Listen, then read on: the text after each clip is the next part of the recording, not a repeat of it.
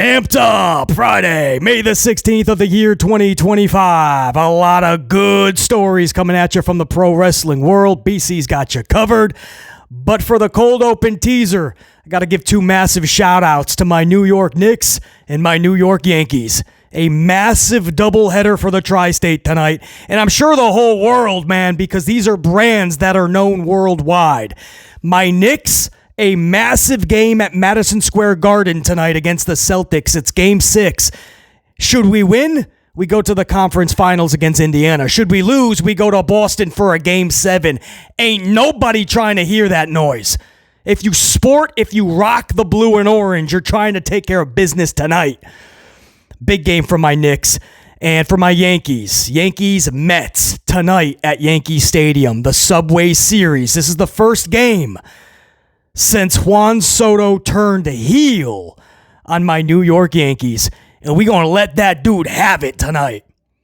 Knicks, Yankees, let's go. New York sports at its best, man. So a massive doubleheader. It's not like there's anything else on tonight on this Friday night, right? No other entertainment is coming at you tonight, right? On this Friday night? I think it's just baseball and basketball, right? I think it's just my Yankees and my Knicks. I don't think anybody else is worth your time that calls themselves entertainment. We'll see. Speaking of, right? Let's get to it, BC, right? We're going to start off with my boy Tatanka. Tatanka is on his way back to WWE in a small way, but it's still big for all of us to give that adulation over to a dude that has absolutely earned it. Tatanka is hitting up Saturday night's main event on May 24th. WWE has made that official, and Tatanka has already made that official. This could be something small, like he's in the front row. He did say his family is coming along with him, so it could just be a nod. They put some of the legends in the front row, and we all get to do a little bit of a clap. Listen, I'll take that over all the celebrities. I'll put that in air quotes. The D-list celebrities. Most of them names I've never even heard of before, but we're supposed to have the camera on them for 30 seconds while they chug some beers, drop fake elbows on their buddy that's next to them, give us weird faces. Meanwhile, the whole 30 seconds, we're trying to figure out who they even are, if we even care. I'd rather some WWE legends, man. Tatanka is on his way back. Now, listen, in all seriousness, you may laugh at the gimmick that he had or whatnot. Listen, I will take, and this is sad to say, actually, it gives you some good insight on today's pro wrestling, in the state of today's pro wrestling. I would take Tatanka and that gimmick and everything that went with it over 99% of the trash gimmicks or just straight up bad characters that we have today. That give us no charisma, no personality. There's nothing there other than they can give us some good wrestling matches. Guys, I would take Tatanka over J.D. McDonald's any day. I will take Tatanka over Tozawa. I will take Tatanka over the Boar Raiders. I will take Tatanka over Pretty Dudley, the tag team. I will take Tatanka over 99% of the talents we have today. That is sad because there's a lot of good talents. They're just not portrayed to be anything special. I wouldn't even put most of today's talents in the mid-card. That's a whole nother story. Yeah, can you tell it'll be nice to spend a few seconds saying what's up to Tatanka? Saturday night's main event, May 24th. CM Punk has been taken off of the Night of Champions ad for Saturday night's main event following the backlash of him going to this event. If you guys haven't been keeping up, we talked about it in yesterday's Amped Up, actually. This ad went out, and these reports were sent out that CM Punk is attending this year's Saudi event. This brought a lot of fans to go, wait a second. Punk said he's against Saudi. We talked about it, right? What he called WWE talents that were going there for a payday. What he said about The Miz and his feelings on Saudi. But when pressed about it after the promos went out, the promotional work, after these reports were sent out that Punk is attending this event, Punk said, "I've never even been to Saudi, so I don't hate going there." A huge backpedal from his original statements. So now, the latest development, I felt it was only justified to give you guys a little bit of an update. The latest promotional work that's going out, CM Punk is now all of a sudden removed from the poster. So, in the promo material. So take that for what you will. That doesn't necessarily mean he's not going. Maybe that's just to kind of, instead of adding fuel to the fire, kind of putting water on the fire for now, right? Listen, that's a little bit down the line. We don't want to stroke this controversy right now. We'll revisit this later. They don't want this thing going on for multiple months. So I don't think it's a coincidence that he's been taken off, though. I think this huge backlash that has come from Punk now going after what he has said about Saudi and those wrestlers that go to Saudi, I think this is absolutely connected. So this is a developing story. We'll keep track of it on the channel for sure. Next story I want to discuss. Talk of Cody turning heel for some reason yet again has been ignited in the wrestling community. Like a light switch, every few months we turn on this talk of Cody turning heel. Why it should happen, why it needs to happen, the ways that it could happen. And this is where BC tells everybody, stop. 4 letters, 1 word, it ain't yeet. It's S-T-O-P. Stop. Just stop. Cody does not need to turn heel. Even if you're not a fan, I hear you. If you don't like his booking, I hear you. If you thought his title reign was forgettable, I hear you. Turning him heel is stupid. What are you gaining from that? John Cena just turned heel. They don't know what to do with him. Hunter Hearst Helmsley, Paul Levesque McMahon is lost. Rock can turn absolute heel. He doesn't even want to show up. That's how bad this place is ran. And heel work means nothing. Look at Gunther shaking all of the faces. Gunther's supposed to be one of your diabolical heels. He's shaking the baby faces' hands of Cody Rhodes, of Randy Orton, giving a nod of mutual respect to Pat McAfee. He would shake John Cena's hand if Cena was still a face.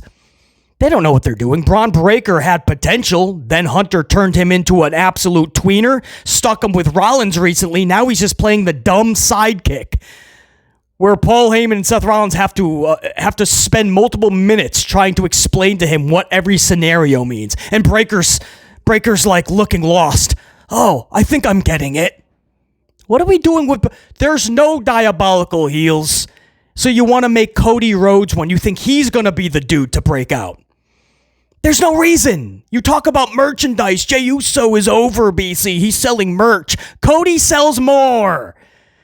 Cody's reaction goes on throughout the matchup, not just when his music is playing and everybody's going, oh, audience participation.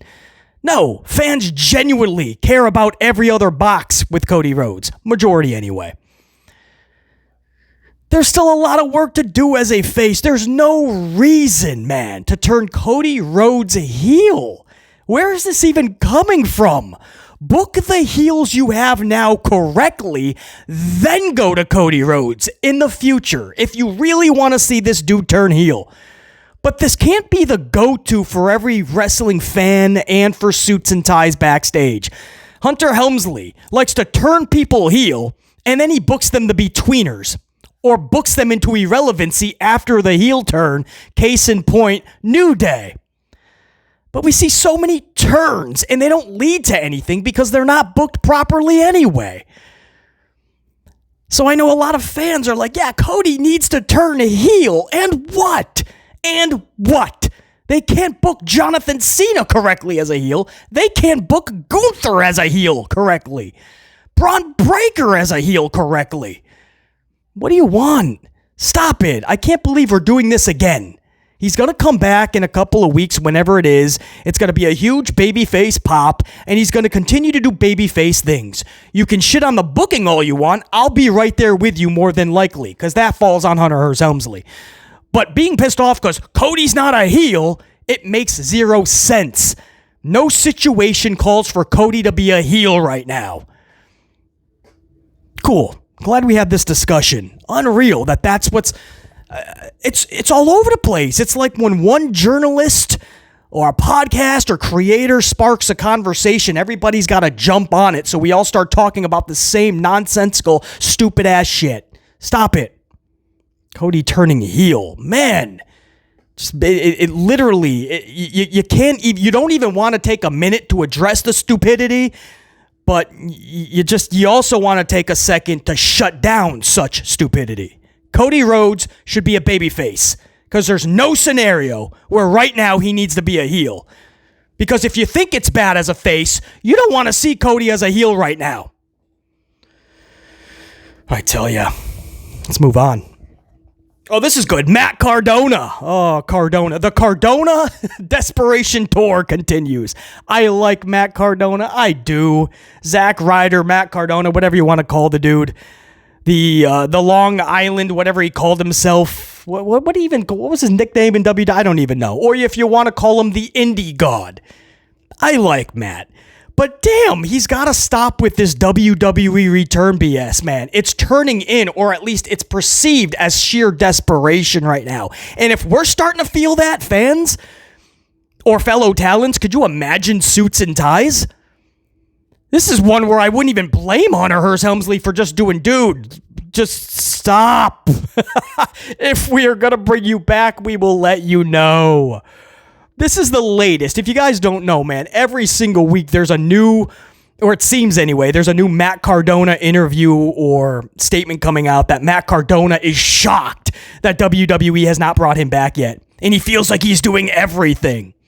This is the latest, guys. This was in the last 24 hours. Matt Cardona says the following on his campaign to get back to WWE and how he can't fathom that he hasn't been brought back yet. Cardona says, and I quote, "I've reached out many times, every couple of months when something cool happens or I have something to say.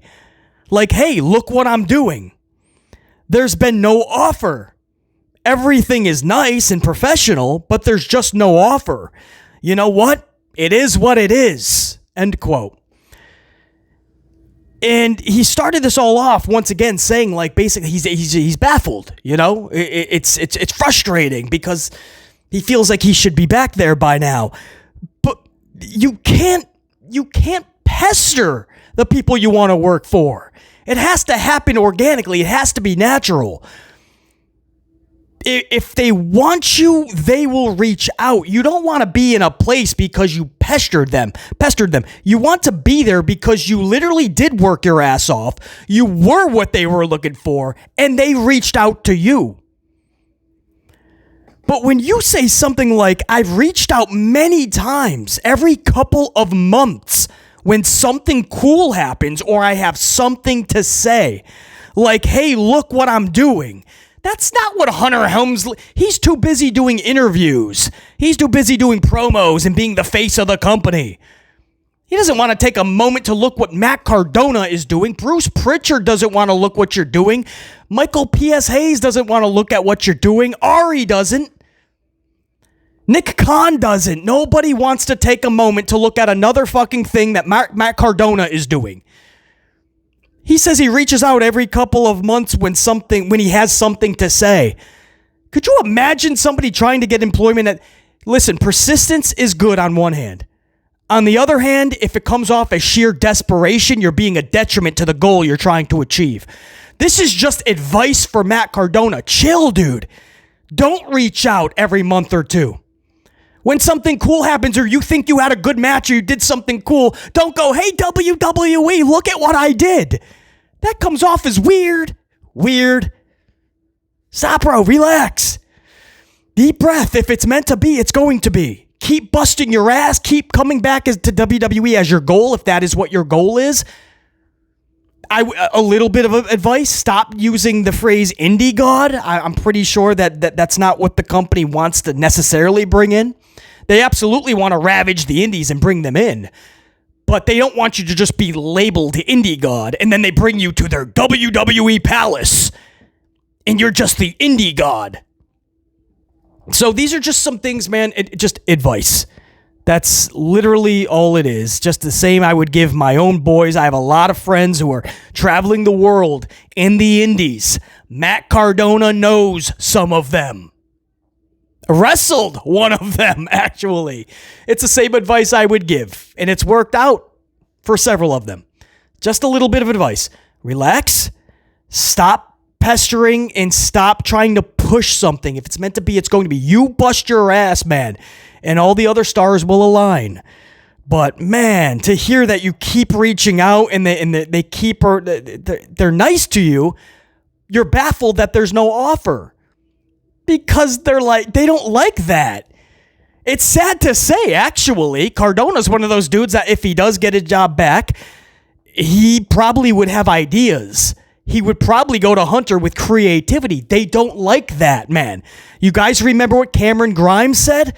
Cameron said he had all these ideas. They just said, yeah, okay, kid, sit at catering or go home. And then they finally just released them. Dijak was like, dude, I had all these cool things. They don't like that. They told Dijak to go to catering, then go home, and then you no longer have a job. You guys remember recently, who was it? Shoot, who was it just recently, man? They just got oh, no, he's still with the company. Karrion Kross. Karrion Kross just did an interview where he's like, I have all these ideas and it keeps getting put, they keep rejecting them. They keep saying no. They keep going maybe. And he just gets sent to catering or told to go home for the week or the show. And at this point, sadly, it wouldn't be a surprise if he winds up in a round of releases within the next year or two. That's sad. And you can go on and on and on, right? Sonya told a few stories how she had some ideas and it got totally just shot down. They don't like that when you have ideas. They just want you to be, just like they want their fans to be company shills and go along with everything they're doing. They want the talents to just go along with what they're doing. And when it's time to give you something or put you on TV, just do with what they're telling you to do. And if it's time to release you or not re-sign you, they'll tell you right before the decision is made, right before it's official. So you don't even have time to go, what? Or ask questions to the right people because you're already out of the company. It's shady business. But they don't like people who have their own ideas and their own creative and that make a name for themselves. They don't like that genuinely. Or if you did make a name for yourselves, if they do bring you in, they're going to totally strip you down and try to rebuild you in the WWE way. But you already know that way. But it seems like they already think you're just too persistent, man. Too much, Matt Cardona. And Hunter Hearst Helmsley is like, I don't want this dude at my office every single day, every show. You got to just be careful. Persistence is good. A look of desperation is not. And not many companies will want to bring you in if it's coming across as desperation. Matt Cardona, just chill, man. Keep busting your ass, do your thing. And here's a huge bit of advice. Stop reaching out to them for right now. Trust me, they're scouring, man. If they feel they want to bring you in, they're going to reach out. We wish Matt Cardona all the best. Oh, you hear this? The ratings? Oh, damn. AEW did it, bro. Huge shout out to Tony Khan, man. He took so much heat these last several months, man. Journalists, podcasters, creators, they were treating AEW like it's the worst show in the history of television shows. And it's like, dude, they're still a newer company, right? One of the newer ones, 6 years-ish they've been around. They're going to go through growing pains. Vince started up in the early 80s. In the early 90s, he was going through some of his harder times, man. That was after being around for a decade. So it's like, dude, Tony Khan's going to go through some growing pains, you know? The company's going to go have highs and lows and go through periods. But some people, it's like they have these just vendettas and they're like, AEW did them wrong. And they rip these shows and they rip Tony Khan. And it's like, damn, like, what did Tony do to you? What did AEW do to you? Who knows? But I'll tell you what they just did to NXT. They just beat them. They beat World Wrestling Entertainment's NXT this week in the ratings. NXT pulled a straight 664,000 viewership with a .15 in the 18 to 49 all-important demo. So NXT went up 12,000 viewers from last week's 652. So good for NXT. I always say I don't even care if it's 1,000 viewers. You went up, and that's the way you want to go. So NXT went up to 664 from 652. AEW, however, did not just go up 12,000. They went up 53,000 viewers. AEW brought in 682,000 from last week's 629. That is a 53,000 viewer increase, which means they defeated NXT this week for the first time in a long time, straight up Tuesday, Wednesday.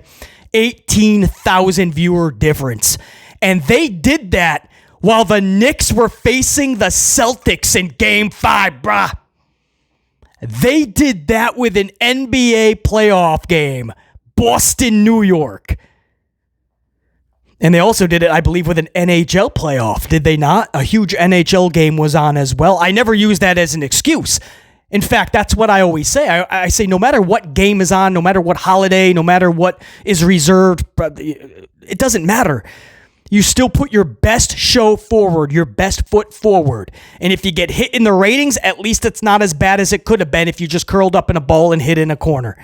Still put out your best show. Tony Khan, I'm not saying it was their best show by any means, but he put together a show. He promoted it. Beach Break, it was called. A big cage match main event. The women rocked it out. The storyline with MJF and Hurt Syndicate. It was some good stuff, man. It was at least watchable. And even against these big games, they went up 53,000 viewers, man. I don't use them as an excuse, but I always say, of course, these things will dent your rating at times, right? I mean, yeah, this is a show that could have gotten 705, 710,000 if not for the games. So it's just interesting that even against that heavy competition, they went up 53,000, and it was enough to defeat NXT. So this is where the journalists and the content creators and the podcasters that do nothing but bash All Elite Wrestling, this is where they got to go, shit, does this mean we got to start bashing NXT? Because AEW is not the worst wrestling product, apparently. And stop with the developmental BS, too. Just because Hunter fed you that BS when AEW started beating them. Oh, congratulations, you beat a developmental. Stop it. Stop. Seriously, is that what we're doing? Ricky Starks is not a developmental talent. Ricky Starks has been doing this for a while now. Joe Hendry has been doing this. Trick Williams has been doing this for a while now. Ethan Page has been doing this for... Jordan Grace? Julia? Stephanie? Are we really acting like these individuals are brand new rookies to the game? These are veterans. Stop, man. This is a WWE branded show in primetime television. So all we're asking is keep the same energy. You want to have a bash fest with AEW, do what you do. But, I mean, let's not act like NXT gets a complete pass. I wonder why. Right? Some of these people will be like, oh, it's so bad, I'm not even going to watch. Okay, then AEW isn't the worst thing in the world then. And by the way, I think NXT is pretty damn decent most weeks. I'm not even saying NXT's bad, but which is just, it goes to show you though, like, damn, AEW, you hear some people talk about AEW, you think it's the worst thing in the world. I mean, worse than WCW in its worst days or TNA. And I watch AEW, and whether it's good or not, that's a different conversation. It's at least watchable. I can't say that about Monday Night Raw most weeks. I watch AEW, at least it's watchable. The viewing experience is not painful. It's not exhausting as if I'm watching a Raw. I'll take NXT over I'll take anything over. I'd most likely take TNA Wrestling over Raw. I'm not able to catch a TNA Wrestling most weeks. I haven't caught it in a while. From start to finish, beginning to end, top to bottom. But I'm sure if I did, I would choose that over. That's how bad Monday Night Raw is. So anyway, guys, that's a huge... Man, that is huge. AEW, even against that stiff competition, they pulled a W over WWE's NXT brand. And we will cap it off, this amped up, with the big story, man. SummerSlam ticket sales are dragging. The tickets that are up for grabs Thousands are still, and you guys can see for yourself on Ticketmaster and other outlet.coms. It is wild how many seats are still available. And if you're wondering, guys, we're like 78 days away from summer. 78 days. That's it. A couple months. And they have thousands. And why that's a huge issue is that's because those are upfront ticket sales. There are still full sections that have not even went up for sale yet. They're trying to sell out that side first, then they're going to open up other sections. Guys, there's thousands that still need to be sold before they can open up all these other sections. And then it gets even worse. WWE's packages, you know, those huge deals that are thousands of dollars a piece. The lowest cost is $1,500. And all you get is a lanyard, a side entrance. So they call it a special VIP. It's just a side entrance into the show. That's it. A lanyard, a side entrance, upper deck seating, upper deck, and something like some type of I don't know if they say like a party or a pre-experience, something that's going to have some WWE superstars attending it. You're going to have like Tozawa and Pretty Dudley and the Boar Raiders that are just going to be like kind of walking through the room for like 10 minutes probably. And they're going to say you had your money's worth. And you have to hand them $1,500 a piece for that, for a damn lanyard, a side entrance, and an upper deck seat. Then it goes up to $2,500 where you get a pre-bar experience or something. You get to hang out in the VIP thing for like a half an hour, something like that. Then it's a $5,000 experience where you at least get closer to ringside. $5,000 a ticket. And it just keeps going on and on. If you want to have lunch with some of the superstars like John Cena, you better be ready to pay $10,000, $20,000, $30,000. These packages are outrageous. They did it for Mania. But here's where WWE is getting kicked right in the midsection. They, as it stands, are only 20% booked for their VIP packages. Only 20%. We're 78 days away. How many people over the next 78 days are just going to have thousands of dollars to throw at WWE for VIP experiences? Another 20% maybe 40, maybe they double that and it goes to 60% in totality. Can they reach 70, 75, 80?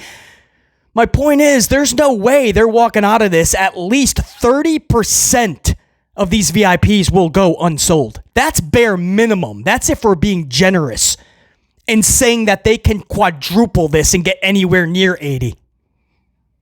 You're looking at nearly the 20 to 30% upfront that will not be sold. And that's under the best case scenario for WWE. This is what greed will get you. You're trying to get every penny now. You will eventually lose your audience because those cards will max out eventually. Those credit cards will max out. And if you think you're getting those same fans, even if they want to attend next year, you ain't going to do it. There's not going to be any money. Do you know the debt that will incur after a $5,000 purchase? That's just for one ticket. You're already seeing it. Last year, you saw sellout after sellout, supposedly leading into Mania. People were willing, right? You're coming off of the whole demic, and everybody wants to get out to live events. They're willing to pay whatever you're asking. This year, what happened? Now, I know the product has gotten worse. The creativity was non-existent. The booking was flat out horrible. So that turned a lot of people away. But a lot of that is also they didn't have the money to attend. So you didn't hear a lot about sellouts leading into Mania. You're not hearing a lot about sellouts. And the ones that are, the shows that they do say are sellouts, the city is telling you actually no, it wasn't. Because we have the fire code fact sheet. And it wasn't a sellout by hundreds. A couple of towns, it was off by thousands. But they claimed a sellout. But the reason you're not seeing sellouts this year like you did last year, money's running out. You're charging so much and they don't have it anymore. You've already pinched your fan base into what is nearly becoming a niche audience. That's what pro wrestling is becoming. They're flocking people away in droves. And when the guy at the top is telling you if you don't like what you're viewing, you're not a real fan, so you can fuck off. And now the fans are going, okay, well, fuck off then. And they continue to charge these outrageous prices. You thought it was just for Mania. No, these prices are for SummerSlam. And it's a 2-night event.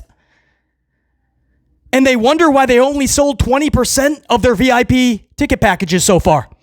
And they wonder why thousands of seats are still available and they still have like 14 sections they have to open up. Fans are starting to either say no or we just can't. I said this was a bad way to do business. They're trying to recoup everything now so that they can probably sell in a couple of years to probably Saudi.